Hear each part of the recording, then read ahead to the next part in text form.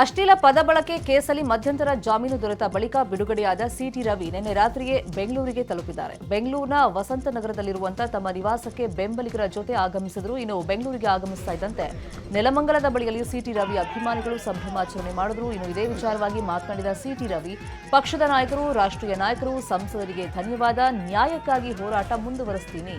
ಈ ಕಷ್ಟದ ಸಮಯದಲ್ಲಿ ಕೇಂದ್ರದ ನಾಯಕರು ನನ್ನ ಬೆಂಬಲಕ್ಕೆ ನಿಂತಿದ್ರು, ಅವರಿಗೂ ಧನ್ಯವಾದ. ಇವತ್ತು ಸುದ್ದಿಗೋಷ್ಠಿ ನಡೆಸಿ ಎಲ್ಲ ವಿಚಾರ ಹೇಳ್ತೀನಿ ಅಂತ ಸಿಟಿ ರವಿ ಹೇಳಿದ್ದಾರೆ. ಈಗಾಗಲೇ ಕಾರ್ಯಕರ್ತರಿಗೆ, ನಮ್ಮ ಶಾಸಕರಿಗೆ, ರಾಜ್ಯಾಧ್ಯಕ್ಷರು, ವಿರೋಧ ಪಕ್ಷದ ನಾಯಕರು, ರಾಷ್ಟ್ರೀಯ ನಾಯಕರುಗಳಿಗೆ, ಸಂಸತ್ ಸದಸ್ಯರಿಗೆ ಧನ್ಯವಾದವನ್ನು ಸಲ್ಲಿಸಿದ್ದೇನೆ. ನ್ಯಾಯಕ್ಕಾಗಿ ಹೋರಾಟ ಮುಂದುವರಿಸ್ತೇನೆ. ನನಗೆ ನೋಟಿಸು ಕೊಡ್ದಲೇ, ನನ್ನ ಕೇಸ್ ರಿಜಿಸ್ಟರ್ ಆಗಿದೆ ಅನ್ನೋದು ಗೊತ್ತೂ ಇಲ್ದಲೇ, ನೋಟಿಸು ಕೊಡದೆ, ಸಭಾಪತಿಗಳ ಅನುಮತಿನೂ ತೆಗೆದುಕೊಳ್ಳದೆ ನನ್ನನ್ನು ಅರೆಸ್ಟ್ ಮಾಡಿದ್ರು. ಅದೇ ನನ್ನ ಮೇಲೆ 3 ಬಾರಿ ಅಟ್ಯಾಕ್ ಆಯಿತು. 3 ಸಭಾಪತಿಗಳಿಗೆ ದೂರು ಕೊಟ್ಟು ಮತ್ತು ಖಾನಾಪುರ ಪೊಲೀಸ್ ಸ್ಟೇಷನ್ನಲ್ಲಿ 0 FIR ಬುಕ್ ಮಾಡಲಿಕ್ಕೆ ದೂರು ಕೊಟ್ಟೆ. ಕಾನೂನು ಸಿಟಿ ರವಿಯವರಿಗೊಂದು, ಲಕ್ಷ್ಮೀ ಹೆಬ್ಬಾಳ್ಕರವ್ರಿಗೊಂದು ಕಾನೂನು ಕಾಂಗ್ರೆಸ್ ಸರ್ಕಾರದಲ್ಲಿ ಇದೆಯಾ? ಪೊಲೀಸರು ನಿಷ್ಪಕ್ಷಪಾತಿಗಳಾಗಿ ವರ್ತಿಸ್ತಾ ಇದ್ದಾರೋ, ಪಕ್ಷಪಾತಿಗಳಾಗಿ ವರ್ತಿಸ್ತಾ ಇದ್ದಾರೋ ಅನ್ನೋದಕ್ಕೆ ಇದಕ್ಕಿಂತ ಉದಾಹರಣೆ ಬೇಡ. ನಾನು ಅನ್ನದೇ ಇರುವ ಶಬ್ದನ ಅಂದೇ ಅಂತ ವಿವಾದವನ್ನು ಕ್ರಿಯೇಟ್ ಮಾಡಿದ್ರು. ಯಾಕೆ ಕಾಂಗ್ರೆಸ್ ಶಾಸಕರುಗಳ ಮೇಲೆ ಅತ್ಯಾಚಾರದ ಕೇಸ್ ಇದೆಯಲ್ಲ, ಇದಕ್ಕಿಂತ ಅತ್ಯಾಚಾರದ ಸಂಗತಿ ದೊಡ್ಡ ಸಂಗತಿ ಅಲ್ವಾ? ಮಹಿಳೆ ಮಾನಭಂಗ ಮಾಡಿದ್ದು ದೊಡ್ಡ ಸಂಗತಿ ಅಲ್ವಾ? ಯಾರ ಮೇಲೆ ಯಾರನ್ನ ಅರೆಸ್ಟ್ ಮಾಡಿದ್ದಾರೆ? ಯಾರಿಗೆ ನೋಟಿಸ್ ಕೊಟ್ಟಿದ್ದಾರೆ? ಯಾಕೆ ಹೈಕೋರ್ಟ್ ರಿಲೀಸ್ಗೆ ಆದೇಶ ಕೊಡ್ತಿದ್ದ ಹಾಗೆ ದಾವಣಗೆರೆಯಲ್ಲಿ ಎಂಎಲ್ಸಿ ಸಿಟಿ ರವಿ ಸುದ್ದಿಗೋಷ್ಠಿ ನಡೆಸಿದರು. ಈ ವೇಳೆ ಮಾತನಾಡಿ, ಕಾಂಗ್ರೆಸ್ ಸರ್ಕಾರ ನನ್ನ ಮೇಲೆ ದೌರ್ಜನ್ಯ ಮಾಡಿದೆ, ದೈಹಿಕವಾಗಿ ನನ್ನ ಮೇಲೆ ಹಲ್ಲೆ ಮಾಡಿದ್ದಾರೆ, ನನಗೆ ಯಾವುದೇ ನೋಟಿಸ್ ನೀಡದೆ ಬಂಧಿಸಿ ರಾತ್ರಿ ಪೂರ್ತಿ ಸುತ್ತಾಡಿಸಿದ್ದಾರೆ. ಕಾಂಗ್ರೆಸ್ ನಾಯಕರ ಉದ್ದೇಶ ಈಡೇರಲ್ಲ, ಸತ್ಯಕ್ಕೆ ಜಯ ಸಿಕ್ಕೇ ಸಿಗುತ್ತೆ ಅಂದರು. 50ಕ್ಕೂ ಹೆಚ್ಚು ಗ್ರಾಮಗಳು ಈ ರೀತಿ 11 ಗಂಟೆಗಳಿಗೂ ಹೆಚ್ಚು ಕಾಲ ಅಲೆದಾಡಿಸಿ ಮಾನಸಿಕವಾಗಿ ಕುಗ್ಗಿಸುವಂಥ ಪ್ರಯತ್ನವನ್ನು ಮತ್ತು ದೈಹಿಕವಾಗಿ ಹಲ್ಲೆ ಮಾಡುವಂಥ ಕೆಲಸವನ್ನು ಕಾಂಗ್ರೆಸ್ ಸರ್ಕಾರ ಪೊಲೀಸ್ ಬಲವನ್ನು ಉಪಯೋಗಿಸ್ಕೊಂಡು ಮಾಡಿತು. ಸತ್ಯಮೇವ ಜಯತೆ ಅಂತ ಬೆಳಗಾಂನಲ್ಲಿ ಹೇಳಿದ್ದೆ, ಸತ್ಯಕ್ಕೆ ಜಯ ಸಿಗುತ್ತೆ ಅಂತ. ಸತ್ಯಕ್ಕೆ ಜಯ ಸಿಕ್ಕಿದೆ. ಇದರಿಂದ ಹಿಗ್ಗೋದಿಲ್ಲ. ಕಾಂಗ್ರೆಸ್ಸು ಪೊಲೀಸ್ ಬಲವನ್ನು ದುರ್ಬಳಕೆ ಮಾಡಿಕೊಂಡು ಕುಗ್ಗಿಸೋ ಪ್ರಯತ್ನ ಮಾಡಿದರೆ ಅದು ಕುಗ್ಗೋದು ಇಲ್ಲ. ಅದನ್ನು 35 ವರ್ಷದಿಂದಲೇ ನಾವು ಅನುಭವಿಸಿದ್ದೀವಿ. ಅನುಭವಿಸಿಯೇ ಆ ಸಂಕಷ್ಟದಿಂದಲೇ ಹೋರಾಟ ಮಾಡ್ಕೊಂಡು ಗಟ್ಟಿಯಾಗಿದ್ದೀವಿ. ನೀವು ಕೊಡೋ ತೊಂದರೆ ಇನ್ನಷ್ಟು ಹೋರಾಟ ಮಾಡೋ ಶಕ್ತಿ ಕೊಡುತ್ತೆ. ಇನ್ನು ಇದೇ ವೇಳೆ ಮಾತನಾಡಿದ ಬಿಜೆಪಿ ರಾಜ್ಯಾಧ್ಯಕ್ಷ ಬಿವೈ ವಿಜೇಂದ್ರ, ಹೈಕೋರ್ಟ್ನಲ್ಲಿ ಸರ್ಕಾರಕ್ಕೆ ಕಪಾಳ ಮೋಕ್ಷ ಆಗಿದೆ, ಮುಂದಿನ ಹೋರಾಟದ ಬಗ್ಗೆ ತೀರ್ಮಾನಿಸ್ತೀವಿ ಎಂದರು. ಅವರಿಗೆ ಇವತ್ತು ಜಾಮೀನು ಸಿಕ್ಕಿದೆ ಅನ್ನೋ ಒಂದೇ ಕಾರಣಕ್ಕಲ್ಲ, ಜಾಮೀನು ಕಾನೂನಾತ್ಮಕವಾಗಿ ಅವ್ರು ಸಿಗಲೇಬೇಕಾಗಿತ್ತು. ಇವತ್ತು ಮಾನ್ಯ ಉಚ್ಚ ನ್ಯಾಯಾಲಯ ನೀಡಿರ್ತಕ್ಕಂಥದ್ದು ಸ್ವಾಗತ ಮಾಡ್ತೇವೆ. ಅದರ ಜೊತೆಗೆ ಸರ್ಕಾರಕ್ಕೆ ಒಂದು ಕಪಾಳ ಮೋಕ್ಷ ಮಾಡಿದ್ದಾರೆ. ಚಾಟಿ ಬೀಸ್ತಕ್ಕಂಥ ಕೆಲಸ ರಾಜ್ಯದ ಉಚ್ಚ ನ್ಯಾಯಾಲಯ ಮಾಡಿದೆ. ಏನು ಸಿಟಿ ರವಿ ಅವರಿಗೆ, ಒಬ್ಬ ಜನಪ್ರತಿನಿಧಿಗೆ ಒಂದು ನೋಟಿಸನ್ನು ಕೊಡದೇನೆ ಪೊಲೀಸರು ಅರೆಸ್ಟ್ ಮಾಡಿರ್ತಕ್ಕಂಥದ್ದು ಸಂಪೂರ್ಣವಾಗಿ ಕಾನೂನು ಬಾಹಿರವಾಗಿ ಅರೆಸ್ಟ್ ಮಾಡಿದ್ದಾರೆ. ಇದು ತಪ್ಪು ಅನ್ನುವ ಮಾತನ್ನು ರಾಜ್ಯ ಸಿಟಿ ರವಿ ಅವರನ್ನ ಕೊಲೆ ಮಾಡಲು ಯತ್ನಿಸಿದ್ರು ಅಂತ ವಿಪಕ್ಷ ನಾಯಕ ಆರ್ ಅಶೋಕ್ ಗಂಭೀರ ಆರೋಪ ಮಾಡಿದ್ದಾರೆ. ಈ ಬಗ್ಗೆ ದೂರು ನೀಡಲು ಹೋದ್ರೆ ನಮ್ಮನ್ನ ಬಿಡಲಿಲ್ಲ. ಸಿಟಿ ರವಿ ಒಬ್ಬಂಟಿಯಲ್ಲ, ಅವರ ಹಿಂದೆ ಕಾರ್ಯಕರ್ತರಿದ್ದಾರೆ. ನಮ್ಮದು ಕಾಂಗ್ರೆಸ್ ರೀತಿ ಅಬ್ಬೇಪಾರಿ ಪಕ್ಷವಲ್ಲ ಅಂತ ಕಿಡಿಕಾರಿದ್ರು. ಇಲ್ಲಿ ನಡೆದಿರುವಂಥ ಘಟನೆನ ಯಾರು ಶಿಕ್ಷೆ ಕೊಡಬೇಕು? ಡಿ ಕೆ ಶಿವಕುಮಾರ, ಸಿದ್ದರಾಮಯ್ಯನ? ಯಾರವರು? ಅವರೇನು ಜಡ್ಜ್ ಅವರು ಹೇಳಿಕೆಯನ್ನು ಕೊಡ್ತಾರೆ, ಕ್ಷಮಾಪಣೆ ಕೇಳಬೇಕು ಅಂತ. ನಾವ್ಯಾಕೆ ಕ್ಷಮಾಪಣೆ ಕೇಳಬೇಕು? ತಪ್ಪು ಅಂತ ಪ್ರೂವ್ ಆಗಬೇಕು. ಫಸ್ಟು ಅವ್ರು ಮಾತಾಡಿರೋದು ನಿಜ ಅನ್ನೋದು ಪ್ರೂವ್ ಆಗಬೇಕು. ಸಭಾಧ್ಯಕ್ಷರು ತೀರ್ಪು ಕೊಡಬೇಕು, ಸಭಾಧ್ಯಕ್ಷರು ಕಂಪ್ಲೇಂಟ್ ಕೊಡಬೇಕು. ಅದರ ಮೇಲೆ ಕೋರ್ಟ್ಗೆ ಹೋಗುತ್ತೆ. ಕೋರ್ಟಲ್ಲಿ ಜಡ್ಜು, ಗೌರವಾನ್ವಿತ ನ್ಯಾಯಾಧೀಶರು ತೀರ್ಪು ಕೊಟ್ಟ ಮೇಲೆ ಅದು ಕಾನೂನು. ಅದನ್ನು ನಾವು ಪಾಲನೆ ಮಾಡ್ತೇವೆ. ವಿಧಾನಸೌಧದಲ್ಲಿ ಏನು ಸಿಟಿ ರವಿಯವ್ರನ್ನ ಕೊಲೆ ಮಾಡಬೇಕು ಅಂತ 40 ಜನ ಬಂದಿದ್ದರು. ಚಿಕ್ಕಮಗಳೂರು ಜಿಲ್ಲೆಗೆ ಸಿಟಿ ರವಿಯವರ ಬಾಡಿನ ನಾವು ಪಾರ್ಸಲ್ ಮಾಡ್ತೀರಿ ಅಂತ ಏನು ಹೇಳಿದ್ರು. ಆ ಕಂಪ್ಲೇಂಟನ್ನು ಬರೆದು ನಾವು ಕೊಡೋಕ್ಕೆ ಬಂದಿದ್ದು ನಾನು. ಒಟ್ಟು ಚೀಮಾರೆ ಹಾಕಿರೋದು ನೋಡಿದ್ರೆ ಈ ಸರ್ಕಾರ ಮಾನ ಮರ್ಯಾದೆ, ಯಾರಾದರೂ ಹಿಂದೆ ರಾಮಕೃಷ್ಣ ಹೆಗ್ಡೆ ಅವರು ಆ ಥರದ್ದು ಯಾರೋ ವ್ಯಕ್ತಿ ಇದ್ದಾರೆ, ರಾಜೀನಾಮೆ ಕೊಟ್ಟು ಹೊರಟೋದು. ಈ ರೀತಿ ದೌರ್ಜನ್ಯ ಈ ಸರ್ಕಾರಕ್ಕೆ ಇದೊಂದು ಕಪ್ಪು ಚುಕ್ಕೆ ಇತಿಹಾಸದಲ್ಲಿ. ಚಿಕ್ಕಮಗಳೂರಿನ ಸಿಟಿ ರವಿ ನಿವಾಸದಲ್ಲೂ ಅಭಿಮಾನಿಗಳು ಸಂಭ್ರಮಾಚರಣೆ ಮಾಡಿದ್ದಾರೆ. ಸಿಟಿ ರವಿ ಬಿಡುಗಡೆ ಆಗ್ತಿದ್ದ ಹಾಗೆ ಸಿಟಿ ರವಿ ನಿವಾಸದ ಮುಂದೆ ಕಾರ್ಯಕರ್ತರು ಜಮಾಯಿಸಿ ಸಂಭ್ರಮ ಪಟ್ಟಿದ್ದಾರೆ. ಈ ವೇಳೆ ಸಿಟಿ ರವಿ ಮಗ ಸೂರ್ಯ ಕಾರ್ಯಕರ್ತರ ಜೊತೆ ಕುಣಿದು ಕುಪ್ಪಳಿಸಿದ್ದಾರೆ. ಸಿಟಿ ರವಿಗೆ ಜಾಮೀನು ಸಿಕ್ಕ ವಿಚಾರದ ಬಗ್ಗೆ ಸಿಟಿ ರವಿ ಪುತ್ರ ಸಮರ್ಥ ಸೂರ್ಯ ಮಾಧ್ಯಮಗಳೊಂದಿಗೆ ಮಾತನಾಡಿದ್ದಾರೆ. ಅರೆಸ್ಟ್ ಮಾಡಿದ್ದು ನೋಡಿ ಶಾಕ್ ಆಗಿತ್ತು, ಆದರೆ ಕೋರ್ಟ್ ಜಾಮೀನು ಕೊಟ್ಟಿದೆ, ಇದರಿಂದ ಬಹಳ ಖುಷಿಯಾಗಿದೆ ಎಂದಿದ್ದಾರೆ. ಅಲ್ಲದೆ ಸಿಟಿ ಸಹೋದರಿ ಮಾತನಾಡಿ ರಾಜಕೀಯ ಷಡ್ಯಂತ್ರ ಮಾಡಿದ್ದಾರೆ, ಅಣ್ಣನಿಗೆ ಜಾಮೀನು ಸಿಕ್ಕಿದ್ದು ಖುಷಿ ತಂದಿದೆ ಅಂತ ಕುಣಿದು ಕುಪ್ಪಳಿಸಿದ್ದಾರೆ. ಮುಂದೆ ಬರುತ್ತೆ, ತುಂಬ ಖುಷಿ ಆಯಿತು ನಮಗೆ ಕೋರ್ಟ್ ಆರ್ಡರ್ ಬಂದು. ನಮ್ಮ ಹುಟ್ಟಿದಾಗಿಂದ ನೋಡ್ತಿದ್ದೀನಿ, ನಮ್ಮ ಅಪ್ಪನ ಎಲ್ಲರೂ ನೋಡಿದ್ದಾರೆ, ಊರಲ್ಲೆಲ್ಲ ಅವರೆಲ್ಲರಿಗೂ ಮರ್ಯಾದೆ ಕೊಟ್ಟು ಮಾತಾಡ್ಸೋದವರು. ಸೊ ಕೋರ್ಟ್ ಒಂದು ಆರ್ಡರ್ ಕೊಟ್ಟು ನ್ಯಾಯ ತಂದಿದೆ ನಮಗೆ. ಈಗ ಇನ್ನೂ ಸತ್ಯ ಮುಂದೆ ಬರುತ್ತೆ, ಎಲ್ಲ ನಮಗೆ ಇದಾಗಿದೆ. ತುಂಬ ಖುಷಿಯಾಯಿತು ಅಣ್ಣನ ಬಿಡುಗಡೆ ಆಗಿದ್ದು. ಅವರಿಗೊಂದು ಕಾರ್ಯಕರ್ತರು ತುಂಬ ಸಂಭ್ರಮ ಪಡ್ತಿದ್ದಾರೆ ಎಲ್ಲರೂ. ಇದೊಂದು ನಾನು ರಾಜಕೀಯ ಷಡ್ಯಂತ್ರ ಅಂತ ಹೇಳ್ತೀನಿ. ಯಾಕೆಂದರೆ ಸಿಟಿ ರವಿ ಅವರು ಮಹಿಳೆಯರ ಬಗ್ಗೆ ತುಂಬ ಗೌರವ ಇಟ್ಕೊಂಡಿದ್ದಾರೆ. ಅವರು ಯಾವತ್ತೂ ಮಹಿಳೆಯವ್ರನ್ನ ಕೇವಲ ಬಿಜೆಪಿ ಎಂಎಲ್ಸಿ ಸಿಟಿ ರವಿ ಬಂಧನ ಬಗ್ಗೆ ಪತ್ನಿ ಪಲ್ಲವಿ ರವಿ ಪ್ರತಿಕ್ರಿಯೆ ಕೊಟ್ಟಿದ್ದಾರೆ. ನ್ಯೂಸ್ 18 ಜೊತೆ ಮಾತನಾಡಿದ ಅವರು, ಅರೆಸ್ಟ್ ಬಗ್ಗೆ ನನಗಿರಲಿ, ನಮ್ಮ ಕುಟುಂಬಕ್ಕೂ ಯಾವುದೇ ಮಾಹಿತಿ ನೀಡಿಲ್ಲ. ರಾತ್ರಿಯೆಲ್ಲ ಪೊಲೀಸರು ಸುತ್ತಿಸಿದ್ದಾರೆ ಅಂತ ಸರ್ಕಾರ ಮತ್ತು ಪೊಲೀಸರ ವಿರುದ್ಧ ಆಕ್ರೋಶ ಹೊರಹಾಕಿದ್ರು. ರಾತ್ರಿ 2 ಗಂಟೆಯಲ್ಲಿ ಅವರು ಎಲ್ಲಿ ಹೋದ್ರು, ಯಾವ ಕಡೆ ಟ್ರ್ಯಾಕೇ ಆಗಲಿಲ್ಲ ವೆಹಿಕಲ್ಲು, ಯಾಕಂದರೆ ಜೊತೆಲಿದ್ದವರು ಎಲ್ಲ ಬೇರೆ ಬೇರೆ ಕಡೆ ಹೋದರು. ಸೊ ಹಾಗಾಗಿ ಸಡನ್ನಾಗಿ ನಮಗೆ ಒಂದ್ಸಲ ವೆಹಿಕಲ್ ಡಿಸ್ಲೊಕೇಟ್ ಆದಾಗ ಎಲ್ಲಿ ಹೋದ್ರು ಅದು ಮಧ್ಯರಾತ್ರಿ ಆ ದಿನ ಡ್ಯಾಮ್ ಹತ್ರ ಎಲ್ಲ ಪಿಕ್ಚರ್ ತೋರಿಸ್ತಾ ಇತ್ತು, ಯಾವುದೋ ಫಾರ್ಮ್ ಹೌಸ್ ಅಂತ ತೋರಿಸ್ತಾ ಇತ್ತು. ಇಡೀ ರಾತ್ರಿ ಅವ್ರನ್ನ ಇಡೀ ಬಳ್ಳಾರಿ ಸುತ್ತಮುತ್ತ ಎಲ್ಲ ಹಳ್ಳಿಗಳಲ್ಲಿ ಎಲ್ಲ ಮಡ್ ರೋಡಲ್ಲೆಲ್ಲ ಕರ್ಕೊಂಡು ಹೋಗಿದ್ದಾರೆ. ಸೊ ಅಂಥ ಅವಶ್ಯಕತೆ ಏನಿತ್ತು? ಅವ್ರನ್ನ ಕಸ್ಟಡಿಗೆ ತೊಗೊಂಡ್ಮೇಲೆ ಅಲ್ಲೆಲ್ಲಾದರೂ ಕೂರಿಸ್ಬೋದಿತ್ತು, ಇಲ್ಲ ಒಂದು ಸ್ಟೇಷನಲ್ಲೆಲ್ಲ ಇಡ್ಬೋದಿತ್ತು. ಇಡೀ ರಾತ್ರಿ ಮ್ಯಾಜಿಸ್ಟ್ರೇಟ್ ಬೆಳಗ್ಗೆ ಸಿಗೋದು ಅಂತ. ಬಟ್ ಆವಾಗ ಖಂಡಿತವಾಗ್ಲೂ ನಮ್ಗೆ ತುಂಬ ಆತಂಕ ಆಯಿತು. ರಾತ್ರಿ 2 ಗಂಟೆಯಲ್ಲಿ ಸಿಟಿ ರವಿ ಬಿಡುಗಡೆ ವಿಚಾರವಾಗಿ ಡಿಸಿಎಂ ಡಿಕೆ ಶಿವಕುಮಾರ್ ಪ್ರತಿಕ್ರಿಯೆ ಕೊಟ್ಟಿದ್ದಾರೆ. ನಾನು ಕೋರ್ಟ್ ಅಲ್ಲ, ಸರ್ಕಾರ ಹಾಗೂ ಪೊಲೀಸರು ಏನ್ ಸೆಕ್ಷನ್ ಹಾಕಿದಾರೋ ಗೊತ್ತಿಲ್ಲ, ಪೊಲೀಸರುಂಟು ಕಾನೂನುಂಟು ಅಂತ ಹೇಳಿದ್ದಾರೆ. ಬಿಜೆಪಿಗರು ಇದು ಸತ್ಯಕ್ಕೆ ಸಿಕ್ಕ ಜಯ ಅಂತ ಹೇಳಿದ್ದಾರೆ ಎಂಬ ವಿಚಾರಕ್ಕೆ ಪ್ರತಿಕ್ರಿಯೆ ನೀಡಿ, ಮೊದಲು ಈ ತಾಯಿಗೆ, ಹೆಣ್ಣಿಗೆ, ಮಕ್ಕಳಿಗೆ, ಸಂಸ್ಕೃತಿಗೆ ಆಗಿರೋ ಅವಮಾನದ ಬಗ್ಗೆ ಮಾತನಾಡೋಕೆ ಹೇಳಿ ಅಂತ ಹೇಳಿದ್ರು. ಪೊಲೀಸರು ಏನು ಶಿಕ್ಷಣ ಹಾಕಿದ್ದಾರೆ, ಸರ್ಕಾರ ಏನಾಗಿದೆ, ನಮ್ದಿದ್ರು ಯಾವ ಇನ್ವಾಲ್ವ್ಮೆಂಟು ಇಲ್ಲ. ಪೊಲೀಸರು ಉಂಟು, ಕಾನೂನು. ಬಿಜೆಪಿ ಆರೋಪ ಮಾಡ್ತಿದ್ದಾರೆ, ಇದು ಡಿ ಕೆ ಶಿವಕುಮಾರ್ ಸಿಎಂ ಅವರು ಲಕ್ಷ್ಮೀ ಹೆಬ್ಬಾಳ್ಕರ್ ಸೇರಿ ಮಾಡ್ತಿದ್ದಾರೆ. ಎಲ್ಲರೂ ನನ್ನ ಏನು ಈ ರಾಜ್ಯದಲ್ಲಿ ಏನಾದರೂ ನಾನೇ ಸಿಎಂ, ಎಲ್ಲದಕ್ಕೂ ನಾವೇ ಹೊಣೆ. ಸರ್ಕಾರಕ್ಕೆ ಮಾಡಿದ ಕಪಾಳ ಮೋಕ್ಷ. ಅದರಲ್ಲಿ ಫಸ್ಟು ಈ ತಾಯಿಗೆ, ಹೆಣ್ಣಿಗೆ, ಮಕ್ಕಳಿಗೆ ಆಗಿರೋಂಥ ಅವಮಾನ, ಈ ನಮ್ಮ ಸಂಸ್ಕೃತಿ ಅವಮಾನ ಇದೆಯಲ್ಲ. ಬೆಳಗಾವಿಯಲ್ಲಿ ಸಚಿವೆ ಲಕ್ಷ್ಮೀ ಹೆಬ್ಬಾಳ್ಕರ್ ಕಣ್ಣೀರಿಟ್ಟಿದ್ದಾರೆ. ತಮ್ಮ ನಿವಾಸದಲ್ಲಿ ಸುದ್ದಿಗೋಷ್ಠಿ ನಡೆಸಿದ ಲಕ್ಷ್ಮೀ ಹೆಬ್ಬಾಳ್ಕರ್ ಧರಣಿಯ ಸಮಯದಲ್ಲಿ ಅವರು ಅವಾಚ್ಯ ಶಬ್ದ ಬಳಕೆ ಮಾಡಿದ್ರು. ಸದನದಲ್ಲೇ ಈ ರೀತಿ ಮಾತನಾಡಿದಕ್ಕೆ ನೋವಾಗಿದೆ. ನಾನು ಈವರೆಗೆ ಯಾರಿಗೂ ಕಾಟ ಕೊಟ್ಟವಳಲ್ಲ, ನಾನು ಒಬ್ಬ ತಾಯಿ, ನನಗೆ ಅಪಮಾನವಾಗಿದೆ, ಯಾರಿಗೂ ಈ ರೀತಿಯ ಪದ ಬಳಕೆ ಮಾಡಬಾರದು ಅಂತ ಕಣ್ಣೀರಿಟ್ಟಿದ್ದಾರೆ. ಡ್ರಗ್ ಅಡಿಕ್ಟ್ ರಾಹುಲ್ ಗಾಂಧಿ ಯಾಕೆ ಅಂತೀರಾ? ಹಾಗಾದ್ರೆ ತಾವು ಕೂಡ ಆಕ್ಸಿಡೆಂಟ್ ಮಾಡಿದಿರಲ್ಲ, ಹಾಗಾದ್ರೆ ತಾವು ಕೂಡ ಕೊಲೆಗಾರರಾಗ್ತಿರಲ್ಲ ಅಂತ ಅಂದೆ. ರಾಜ್ಯದ ಎಲ್ಲ ಮಹಿಳೆಯರನ್ನ ಪ್ರತಿನಿಧಿಸ್ತಾ ಇದ್ದೀನಿ. ಇಂಥ ಸಂದರ್ಭದಲ್ಲಿ ನನಗೆ ಆ ಮಾತನ್ನ ಒಮ್ಮೆ ಎಲ್ಲ 10 ಬರೆ ಹೇಳಿ ನನ್ನನ್ನು ತೇಜೋವಧೆ ಮಾಡಿದ್ರು. ಇದಕ್ಕೆಲ್ಲ ಹೆದರೋದಿಲ್ಲ. ನಾನು ಹುಟ್ಟಿದಾಗಿಂದ ಒಂದು ಇರುವೆಗೆ ಕೂಡ ಕಾಟ ಕೊಟ್ಟಂತವಳಲ್ಲ.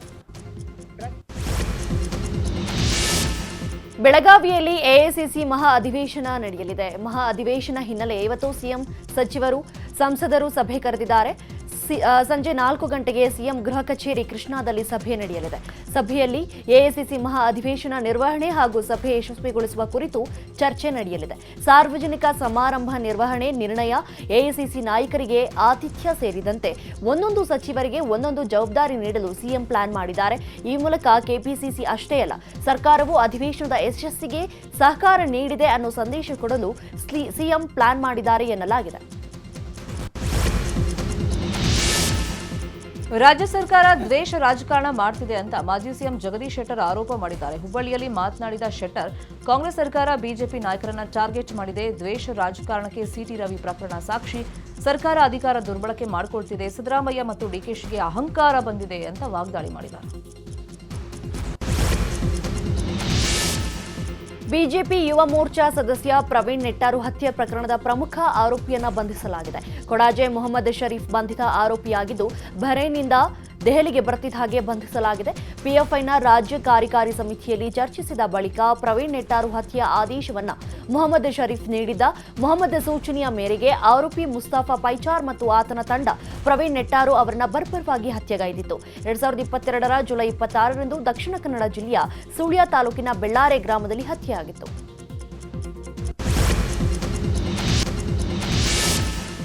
ಮಂಡ್ಯದಲ್ಲಿ 87ನೇ ಅಖಿಲ ಭಾರತ ಕನ್ನಡ ಸಾಹಿತ್ಯ ಸಮ್ಮೇಳನ ಅದ್ದೂರಿಯಾಗಿ ನಡೀತಾ ಇದೆ. ಈ ಹಿನ್ನೆಲೆ ಕಾರ್ಯಕ್ರಮಕ್ಕೆ ಸಿಎಂ ಸಿದ್ದರಾಮಯ್ಯ ಆಗಮಿಸಿ ಉದ್ಘಾಟನೆ ಮಾಡಿದ್ದಾರೆ. ಈ ವೇಳೆ ವೇದಿಕೆಯಲ್ಲಿ ಆದಿಚುಂಚನಗಿರಿಯ ನಿರ್ಮಲಾನಂದ ಶ್ರೀಗಳು, ಸಚಿವ ಚಲುವರಾಯಸ್ವಾಮಿ, ಎಚ್ಸಿ ಮಹದೇವಪ್ಪ, ಶಿವರಾಜ್ ತಂಗಡಗಿ ಸೇರಿ ಹಲವರು ಉಪಸ್ಥಿತರಿದ್ದರು. ಈ ವೇಳೆ ಕಾರ್ಯಕ್ರಮವನ್ನು ಉದ್ದೇಶಿಸಿ ಮಾತನಾಡಿದ ಸಿಎಂ ಕನ್ನಡ ಅಸ್ಮಿತೆ ಕುರಿತು ಭಾಷಣ ಮಾಡಿದ್ದಾರೆ. ಕನ್ನಡ ಸಾಹಿತ್ಯ ಪರಂಪರೆಯನ್ನು ಸದಾ ಕಾಲಕ್ಕೂ ಮೆರೆಸಿರುವ ಮಂಡ್ಯ ಜಿಲ್ಲೆ ಅಪ್ಪಟ ಕನ್ನಡದ ನೆಲ, ಭತ್ತದ ಕಣಜ, ಸಕ್ಕರೆ ನಾಡು ಎಂದೇ ಜನಜನಿತ. ಜಗತ್ತಿನ ಯಾವ ಮೂಲೆಯ ಭಾಷಿಕರೇ ಬಂದರೂ ಅವರಿಗೆ ಒಂದೇ ತಿಂಗಳಲ್ಲಿ ಕನ್ನಡವನ್ನು ಕಲಿಸುತ್ತೇವೆ ಎಂಬ ಭಾಷಾಭಿಮಾನ ಮತ್ತು ದಿಟ್ಟತನ ಮಂಡ್ಯದ ಜನರದ್ದು. ಕನ್ನಡ ಸಾಹಿತ್ಯ ಪರಂಪರೆಯು ಮಂಡ್ಯದಲ್ಲಿ ನಡೆಯುತ್ತಿರುವಂತಹ ಸಾಹಿತ್ಯ ಸಮ್ಮೇಳನ ಇವತ್ತು 2ನೇ ದಿನಕ್ಕೆ ಕಾಲಿಟ್ಟಿದ್ದು, ಬೆಳಗ್ಗೆ 9ಕ್ಕೆ ನೆಲ, ಜಲ ಹಾಗೂ ಸಾಕ್ಷರತೆ ಕುರಿತಂತೆ ಗೋಷ್ಠಿ ಆರಂಭವಾಗಲಿದೆ. ಸಂಜೆ 5 ಗಂಟೆವರೆಗೂ ಸುಮಾರು 7 ಗೋಷ್ಠಿಗಳು ನಡೆಯಲಿವೆ. ಸಂಜೆ 6 ಗಂಟೆಯಿಂದ ಸಮ್ಮೇಳನಾಧ್ಯಕ್ಷ ಗೋರು ಚನ್ನಬಸಪ್ಪ ಅವರ ಜೊತೆ ಸಂವಾದ ಕಾರ್ಯಕ್ರಮ ಜರುಗಲಿದೆ. ನಂತರ ಸುವರ್ಣ ಮಹೋತ್ಸವದ ಅಂಗವಾಗಿ ಹಲವು ಸಾಧಕರಿಗೆ ಸನ್ಮಾನ ಮಾಡಲಾಗುತ್ತೆ. ರಾತ್ರಿ 7:30 ನಂತರ ಖ್ಯಾತ ಗಾಯಕ ಅರ್ಜುನ್ ಜನ್ಯ ನೇತೃತ್ವದಲ್ಲಿ ಸ್ವರಯಾತ್ರೆಯ ಸಾಂಸ್ಕೃತಿಕ ಕಾರ್ಯಕ್ರಮಗಳು ನಡೆಯಲಿವೆ. ಮಾಜಿ ಸಿಎಂ ಎಸ್ಎಂ ಕೃಷ್ಣ ಅವರ 11ನೇ ದಿನದ ಹಾಲು ತುಪ್ಪ ಕಾರ್ಯ ಇವತ್ತು ನಡೆಯಲಿದೆ. ಮಂಡ್ಯ ಜಿಲ್ಲೆಯ ಮದ್ದೂರು ತಾಲೂಕಿನ ಸೋಮನಹಳ್ಳಿ ಗ್ರಾಮದಲ್ಲಿ ನಡೆಯಲಿದೆ. ಇಂದು ಬೆಳಗ್ಗೆ 11ಕ್ಕೆ ಎಸ್ಎಂಕೆ ಕುಟುಂಬಸ್ಥರು ಹಾಗೂ ಗ್ರಾಮಸ್ಥರು ಒಕ್ಕಲಿಗ ಪದ್ಧತಿಯಂತೆ ಚಿತೆ ಬಳಿ ಹಾಲು ತುಪ್ಪ ಕಾರ್ಯ ನೆರವೇರಿಸಲಿದ್ದಾರೆ. ಈಗಾಗಲೇ ಅಂತ್ಯಕ್ರಿಯೆ ನಡೆದ ಸ್ಥಳಕ್ಕೆ ಡಿಸಿಎಂ ಡಿಕೆ ಶಿವಕುಮಾರ್ ಭೇಟಿ ಕೊಟ್ಟಿದ್ದು, ನಾಳಿನ ಕಾರ್ಯಕ್ರಮಕ್ಕೆ ಬೇಕಾದಂತಹ ತಯಾರಿಯನ್ನು ಮಾಡಿಕೊಳ್ಳುವಂತೆ ತಿಳಿಸಿದ್ದಾರೆ. ಲ್ಯಾಪ್ಟಾಪ್ ಹಾಗೂ ಮೊಬೈಲ್ ಫೋನ್ ಹಿಂದಿರುಗಿಸಿ ಸಾರಿಗೆ ಸಿಬ್ಬಂದಿ ಪ್ರಾಮಾಣಿಕತೆಯನ್ನು ಮೆರೆದಿದ್ದಾರೆ. 2 ಪ್ರತ್ಯೇಕ ಘಟನೆಗಳಲ್ಲಿ ಸಾರಿಗೆ ಸಂಸ್ಥೆಯ ಬಸ್ಗಳಲ್ಲಿ ಪ್ರಯಾಣಿಕರು ಬಿಟ್ಟುಹೋದಂತ ಅಂದಾಜು 70,000 ರೂಪಾಯಿ ಮೌಲ್ಯದ ಲ್ಯಾಪ್ಟಾಪ್ ಹಾಗೂ 15,000 ರೂಪಾಯಿ ಮೌಲ್ಯದ ಮೊಬೈಲ್ ಫೋನ್ಗಳನ್ನು ವಾರಸುದಾರರಿಗೆ ಹಿಂದಿರುಗಿಸುವ ಮೂಲಕ ಸಾರಿಗೆ ಸಿಬ್ಬಂದಿ ಪ್ರಾಮಾಣಿಕತೆಯನ್ನು ಮೆರೆದಿದ್ದಾರೆ. ಕೊಪ್ಪಳ ತಾಲೂಕಿನ ಅರಸನಕೇರಿ ಬಳಿಯಲ್ಲಿ ಅಣು ವಿದ್ಯುತ್ ಸ್ಥಾವರ ನಿರ್ಮಾಣಕ್ಕೆ ಸಮೀಕ್ಷೆ ನಡೆದಿದೆ. ಈ ಸಮೀಕ್ಷೆಯನ್ನು ವಿರೋಧಿಸಿ ಗ್ರಾಮಸ್ಥರು ಪ್ರತಿಭಟನೆ ನಡೆಸ್ತಾ ಇದ್ದಾರೆ. ಈ ಹಿನ್ನೆಲೆಯಲ್ಲಿ ಗಂಗಾವತಿ ಶಾಸಕ ಗಾಲಿ ಜನಾರ್ದನ್ ರೆಡ್ಡಿ ಗ್ರಾಮಕ್ಕೆ ಭೇಟಿ ನೀಡಿ ಯಾವುದೇ ಕಾರಣಕ್ಕೂ ಅಣು ವಿದ್ಯುತ್ ಸ್ಥಾವರ ನಿರ್ಮಾಣಕ್ಕೆ ಅವಕಾಶ ಕೊಡೋದಿಲ್ಲ ಅಂತ ಭರವಸೆಯನ್ನು ಕೊಟ್ಟಿದ್ದಾರೆ. ಕೊಲೆ ಆರೋಪಿ ನಟ ದರ್ಶನ್ ಮೈಸೂರಿನ ಫಾರ್ಮ್ ಹೌಸ್ನಲ್ಲಿ ರಿಲ್ಯಾಕ್ಸ್ ಮೂಡ್ನಲ್ಲಿದ್ದಾರೆ. ವಿನೀಶ್ ದರ್ಶನ್ ಕಾಟೇವಾರಿ ಫಾರಂ ಹೌಸ್ನಲ್ಲಿ ಆಪ್ತರ ಜೊತೆ ಕಾಲ ಕಳೆದಿದ್ದಾರೆ. ಇನ್ನು ಫಾರಂ ಹೌಸ್ಗೆ ತಾಯಿ ಮೀನಾ ತೂಗುದೀಪ್ ಹಾಗೂ ದರ್ಶನ್ ಅಕ್ಕ ಆಗಮಿಸಿದ್ದು ದರ್ಶನ್ ಅನ್ನ ಭೇಟಿಯಾಗಿದ್ದಾರೆ. ಇನ್ನು ಮಾಧ್ಯಮದ ಕ್ಯಾಮೆರಾ ಕಂಡು ಗೇಟ್ ಕ್ಲೋಸ್ ಮಾಡಿದ್ದು, ಯಾವುದೇ ವಿಡಿಯೋ ಸಿಗದಂತೆ ಸಿಬ್ಬಂದಿ ಗೇಟ್ ಬಂದ್ ಮಾಡಿದ್ದಾರೆ.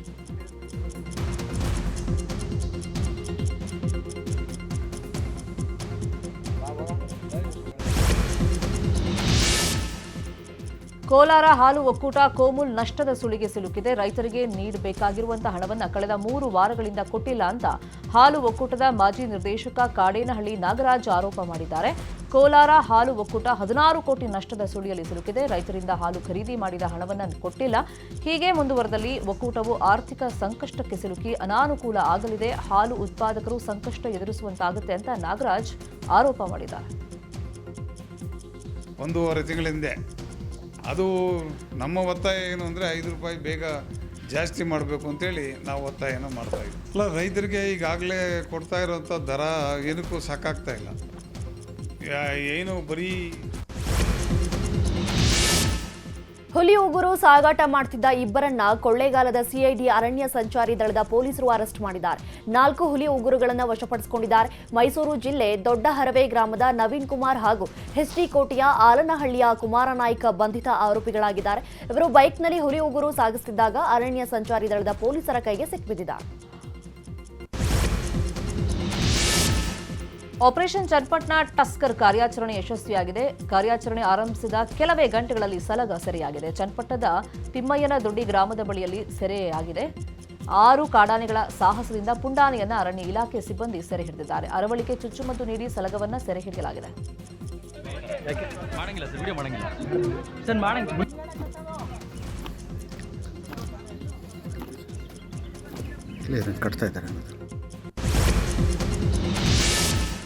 ಸಂಸತ್ ಆವರಣದಲ್ಲಿ ಗುರುವಾರ ನಡೆದ ಗಲಾಟೆ ಪ್ರಕರಣದಲ್ಲಿ ಇಬ್ಬರು ಬಿಜೆಪಿ ಸಂಸದರು ಗಾಯಗೊಂಡಿದ್ರು. ಸಂಸದರನ್ನ ವಿಪಕ್ಷ ನಾಯಕ ರಾಹುಲ್ ಗಾಂಧಿಯವರೇ ತಳ್ಳಿದ್ರು ಅಂತ ಆರೋಪ ಕೇಳಿ ಬಂದಿತ್ತು. ಈ ಬಗ್ಗೆ ಬಿಜೆಪಿ ನಿಯೋಗ ಪಾರ್ಲಿಮೆಂಟ್ ಸ್ಟ್ರೀಟ್ ಠಾಣೆಯಲ್ಲಿ ದೂರು ಕೂಡ ದಾಖಲಾಗಿತ್ತು. ಸದ್ಯ ರಾಹುಲ್ ಗಾಂಧಿ ವಿರುದ್ಧ ದಾಖಲಾಗಿದ್ದ ಪ್ರಕರಣವನ್ನ ದೆಹಲಿ ಕ್ರೈಂ ಬ್ರಾಂಚ್ ಕೈಗೆತ್ತಿಕೊಂಡಿದೆ. ಪ್ರಕರಣ ಸಂಬಂಧ ಶೀಘ್ರವೇ ರಾಹುಲ್ ಗಾಂಧಿಯನ್ನ ಶೀಘ್ರ ವಿಚಾರಣೆಗೆ ಕರೆತರುವ ಸಾಧ್ಯತೆ ಇದೆ. ಅಗತ್ಯ ಬಿದ್ದರೆ ದೃಶ್ಯವನ್ನು ಮರುಸೃಷ್ಟಿ ಮಾಡುತ್ತೇವೆ ಅಂತ ಪೊಲೀಸರು ಹೇಳಿದ್ದಾರೆ. ಈ ಮಧ್ಯೆ ಗಾಯಗೊಂಡಿರುವ ಸಂಸದರ ಚಿಕಿತ್ಸೆ ಮುಂದುವರೆದಿದ್ದು ಆರೋಗ್ಯದಲ್ಲಿ ಚೇತರಿಕೆ ಕಂಡಿದೆ. ಮಧ್ಯಪ್ರದೇಶದ ಭೋಪಾಲ್ನಲ್ಲಿ ಅಧಿಕಾರಿಗಳು ಭರ್ಜರಿ ಕಾರ್ಯಾಚರಣೆ ನಡೆಸಿದ್ದಾರೆ. ಮುಂಡೋರಾ ಜಿಲ್ಲೆಯ ಮಿಂದೋರಿ ಪ್ರದೇಶದಲ್ಲಿ ನಿಂತಿದ್ದ ಕಾರ್ನಲ್ಲಿ ಬರೋಬ್ಬರಿ 40 ಕೋಟಿ ಮೌಲ್ಯದ 52 ಕೆಜಿ ಚಿನ್ನ ಮತ್ತು 11 ಕೋಟಿ ನಗದು ಪತ್ತೆಯಾಗಿದೆ. ವಾರಸುದಾರರಿಲ್ಲದ ಕಾರಲ್ಲಿ ಅಪಾರ ಪ್ರಮಾಣದ ಹಣ ಹಾಗೂ ಚಿನ್ನ ಇರುವ ಬಗ್ಗೆ ಖಚಿತ ಮಾಹಿತಿ ದೊರೆತಂತ ಹಿನ್ನೆಲೆಯಲ್ಲಿ ಆದಾಯ ತೆರಿಗೆ ಇಲಾಖೆ ಅಧಿಕಾರಿಗಳು ಹಾಗೂ ಪೊಲೀಸರು ಜಂಟಿ ದಾಳಿ ನಡೆಸಿದರು. ಈ ಹಿಂದೆ ಆರ್ಟಿಒ ಉದ್ಯೋಗಿಯಾಗಿದ್ದ ಸೌರಭ್ ಶರ್ಮಾ ಅವರಿಗೆ ಸೇರಿದ ಹಣ ಅಂತ ಕೆಲವು ಮೂಲಗಳು ಹೇಳ್ತಾ ಇವೆ. ಇನ್ನೊಂದು ಕಡೆ ಕಾರ್ ಚಂದನ್ ಸಿಂಗ್ ಗೌರ್ ಅನ್ನೋರ ಹೆಸರಲ್ಲಿ ನೋಂದಣಿಯಾಗಿದ್ದು ಹಲವು ಅನುಮಾನಗಳಿಗೆ ಎಡೆ ಮಾಡಿಕೊಟ್ಟಿದೆ. ಗುರುವಾರವಷ್ಟೇ ಇಬ್ಬರ ಮೇಲೆ ಇಡಿ ಅಧಿಕಾರಿಗಳು ರೇಡ್ ಮಾಡಿದ್ರು. ಅಕ್ರಮ ಆಸ್ತಿ ವಶಕ್ಕೆ ಪಡ್ಕೊಂಡಿದ್ರು.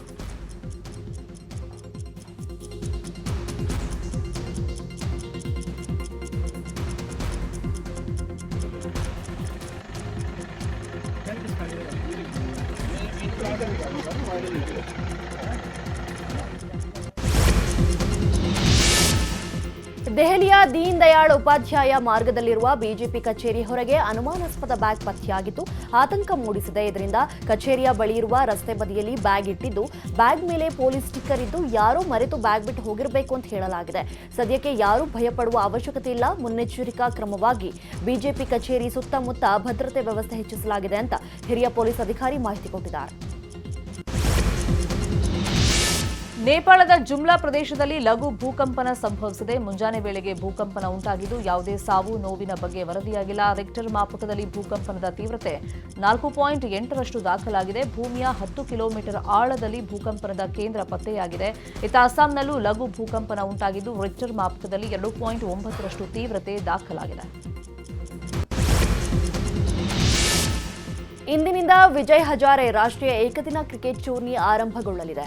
2024-25ರ ಟೂರ್ನಿಯಲ್ಲಿ ಕರ್ನಾಟಕ ಸೇರಿದಂತೆ 38 ತಂಡಗಳು ಭಾಗಿಯಾಗಲಿವೆ. 2025ರ ಜನವರಿ 18ರವರೆಗೂ ಟೂರ್ನಿ ನಡೆಯಲಿದ್ದು ದೇಶದ 20 ಸ್ಟೇಡಿಯಂಗಳು ಆತಿಥ್ಯ ವಹಿಸಲಿವೆ. ಇನ್ನು ಚಾಂಪಿಯನ್ ಟ್ರೋಫಿಗೂ ಮುನ್ನ ವಿಜಯ್ ಹಜಾರೆ ಟೂರ್ನಿ ನಡೆಯುತ್ತಿರುವುದರಿಂದ ಟೀಮ್ ಇಂಡಿಯಾಗೆ ಮಹತ್ವದಾಗಿದೆ.